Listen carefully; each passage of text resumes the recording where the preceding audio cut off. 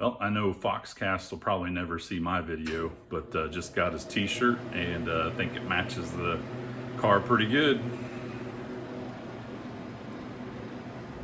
Hey everyone, so now that I'm wrapping up my winter projects and the car's about ready to go back down on the ground for the spring, I thought before I did that I would take the time to go over some of the other previous mods I've done to the car. I'm just going to go through, kind of explain what I've done when I did a 5-lug conversion and a disc brake in the rear swap, and just kind of go through for those of you that maybe are thinking about doing that project and what all it took me to get it done and what I used, and maybe it'll help somebody. So here we go. And these Rovos black chrome rims, they're probably one of the most common questions I get, or compliments maybe, for the car.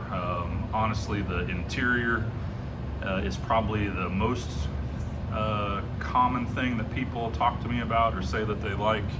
And then the fact that it's a T-top probably is kind of up there at the top of the list as well. But then these tires and rims specifically, the design and the black chrome, and they're not as widely seen, is probably why I get a few more compliments on them.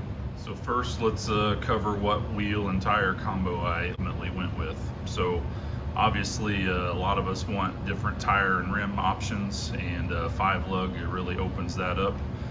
I went with the Rovos Durban. They're 18-inch by 10.5-inch on the rear here. The fronts are 18 by 9. So Michelin Pilot Sport 4S, they're 285 35 18s, and then I'll post up the rim specs here.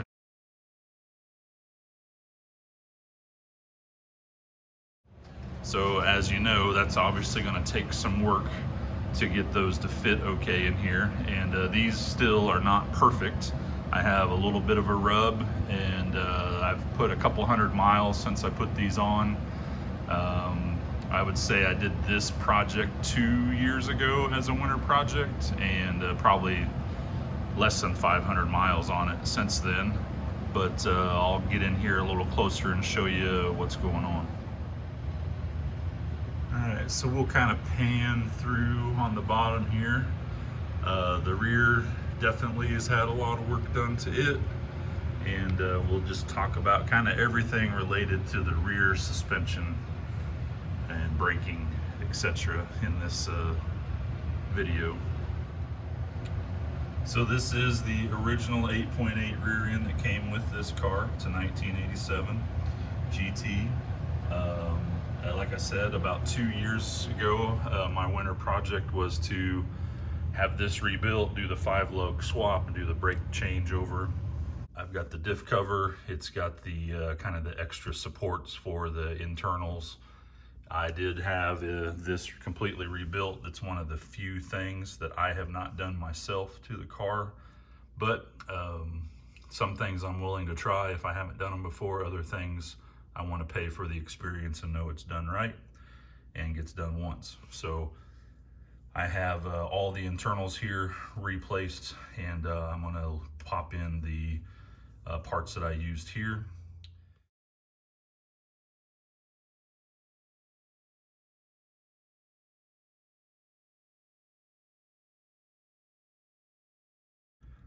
When I got that back from being rebuilt, I cleaned everything off, ground sanded everything down.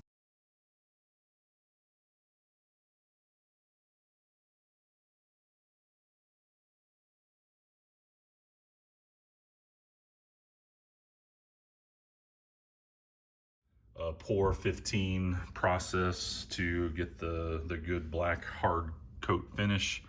I do have a couple of spots on the bottom that wore through because this was laying up on jack stands as I painted everything, and I never went back and touched up the spots that couldn't get painted from the jack stands very well. So the rear end, again, kind of scope creep, I guess, if you know what I mean, where you start to do a project and you think you know what you're willing to do and not do, and At the time, all I did was go to a local salvage yard in Indianapolis, and I got a couple Ranger axles.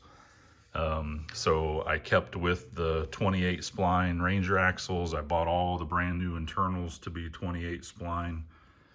And then it wasn't long after that got some brand new axles instead of using the Ranger axles. So ultimately, had I known I was going to buy new axles, I could have went and upgraded to the what is it, 31 spline. But I had already paid and rebuilt the rear, so by that point I was kind of locked in to stay in 28. So I have brand new axles now, 5-lug axles. They're harder than stock, more durable, but they're not the 31 spline. Not that I have any fears of breaking this. It's not like I'm racing it or anything, but knowing now everything that I ultimately bought, that's something I should have just done from the beginning. I did upgrade to the longer studs, and as a lot of you know, these axles do not sit center in the car. Usually the whole rear end sits further one direction than the other. I think it sits further to the passenger side. So a lot of times you'll see people use two different size spacers, either rims and tires, to look even with the wheel wells. And so I've done the same thing. I have a 1/2 inch Maximum Motorsport hub-centric spacer on the driver's side, and then I have a 1/4 inch spacer on the passenger side. And that helps make everything come out even, basically, when everything's done. I do not have adjustable upper or lower control arms that would maybe help you get it centered. I do have the Maximum Motorsport lower control arms that have the adjustable spring perch, and that helps with my ride height adjustments, being able to adjust and fine tune that. But I don't have the other adjustability for moving the rear end left or right. And then I've got some upgraded upper control arms as well. Those are UPR control arms, I believe, but not adjustable. So that is the control arms. So brakes. These are Cobra style 94 to 04 rear disc brakes. I bought these off of Rock Auto, and they came powder coated red right from there, so it saved a lot of time and hassle with that. Looked great. I went and got the cross drill and slotted rotors. Cobra, I think's what I used to look up part numbers. I bought these off of Amazon. I compared, a lot of different places, and you just got to really decide, what do you want to spend. And Rock Auto in this case was a little higher than what I could get the same thing on Amazon for. I'll plug up the pictures of what I ordered. Again, though, these are a couple years ago, so availability prices may be different by now.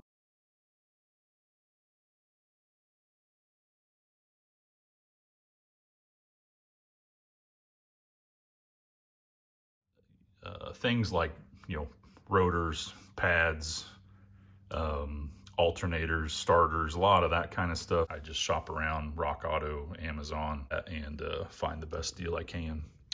And a good example of that are these Bilstein shocks. So let me change my light here.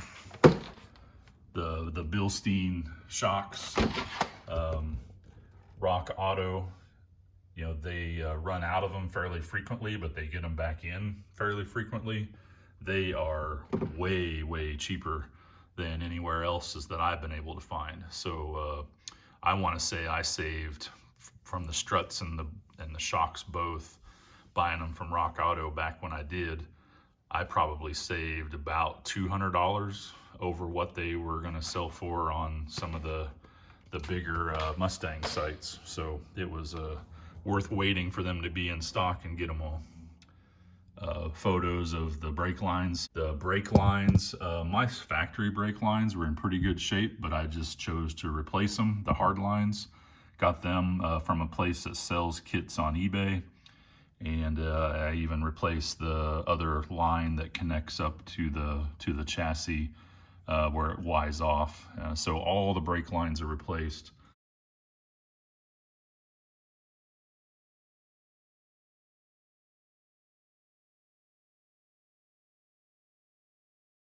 I have the Ibach Pro spring kit. So that's the springs I have. I'm not really sure I'm going to keep those. They've been on a couple years now, but they even have more bounce than I really want. If I hit a bump, I'm definitely going to get a little bit of scrape on the tires in here, and I'd like a spring that's a little harder and maybe doesn't give as much.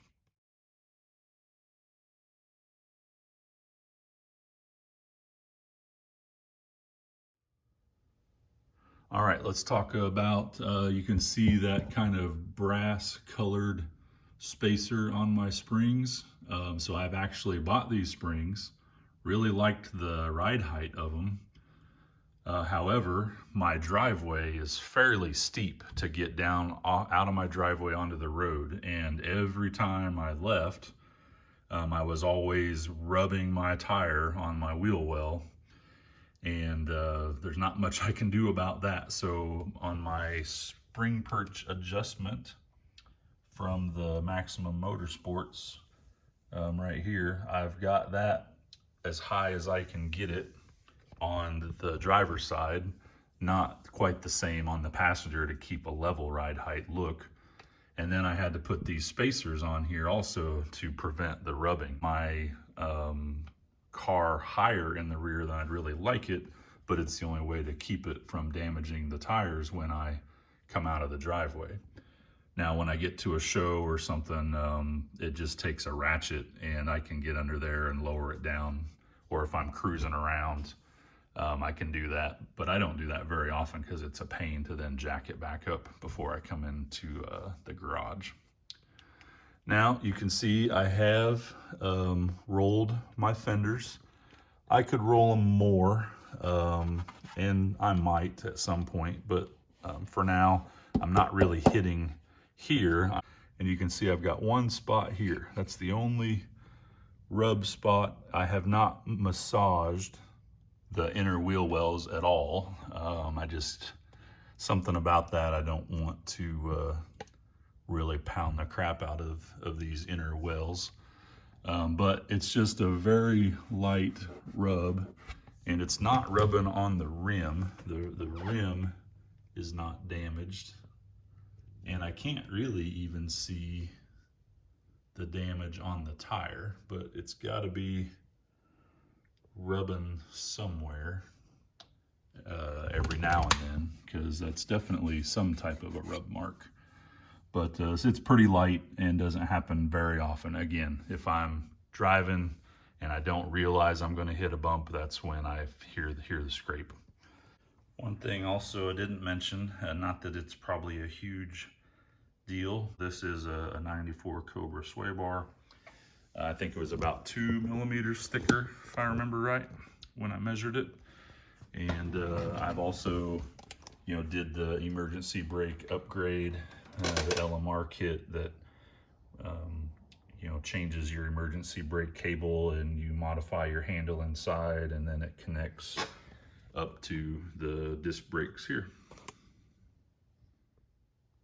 Now these are the ARP 3-inch studs, and you can see if I go around to the other side, 3-inch really is not needed. You could go the 2.5-inch extended studs from ARP, and they would be just fine, because in this case you can see on the rear with the lug nuts in there and tightened down, quite a bit of the studs stick out from the rim. So if I had that to do all over again, I'd probably get the 2.5-inch long instead of the 3, and still they're longer than stock, and you'd have plenty of space to put spacers on.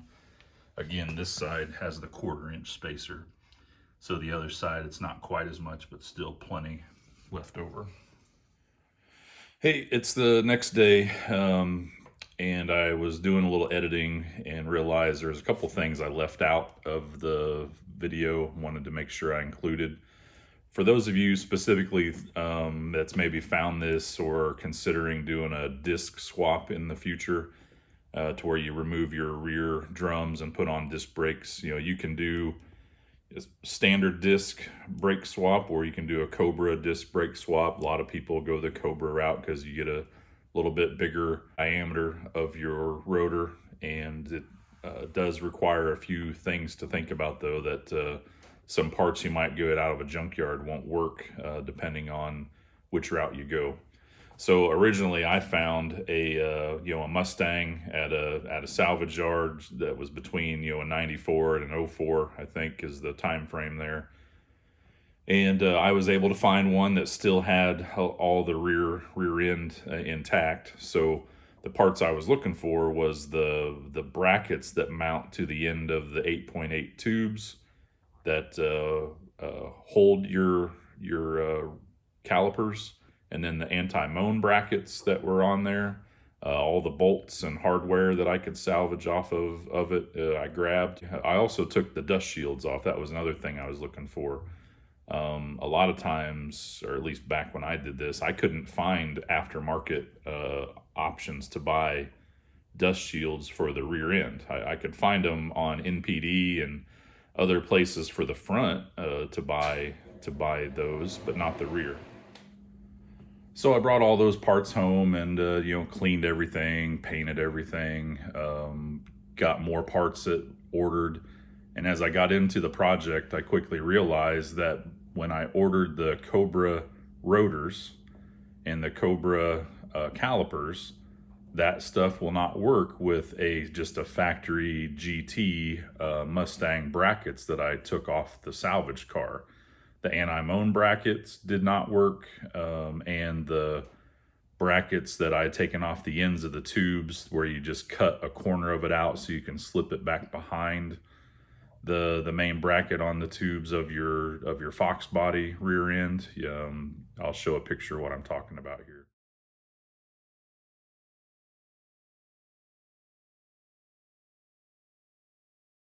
A lot of people will just take those brackets, cut them in two spots to take a corner off, so they'll slide over the tube, bolt them back on the back side of the bracket, and you're good to go. But I couldn't do all that because I wanted to use the Cobra style parts. And since it's a bigger diameter and the brackets need to stick a little farther out away from the tube to compensate for that, it's not a direct swap of GT parts to Cobra parts. So I ended up selling the brackets that I modified. I decided to just buy some aftermarket brackets off of eBay and from a company called Foxbody brakes. So they have a lot of stuff on there. They've got some videos also. They make some pretty good kits for doing these type of swaps. I just bought the brackets though, not the kit. But I could not use the anti-moan brackets that came off the GT.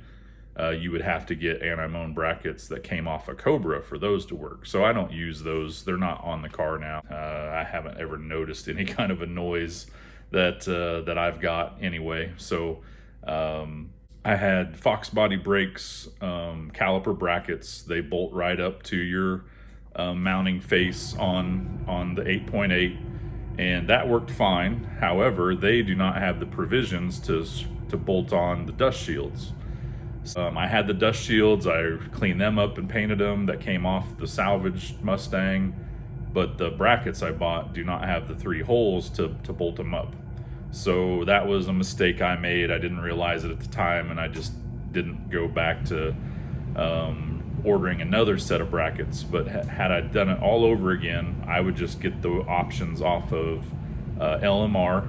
They have the adapter bracket you can buy for the rear end, and it will come to the length that you want for the Cobra style, and then it also has the 3 mounting holes that you can put your dust shield on.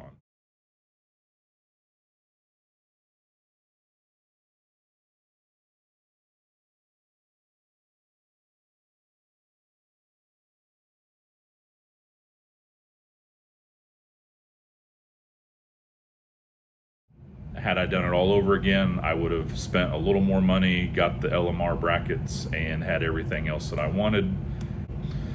Just be aware, depending on what your ultimate goal is and how important some of those other parts are, that should go into how you determine what brackets to buy.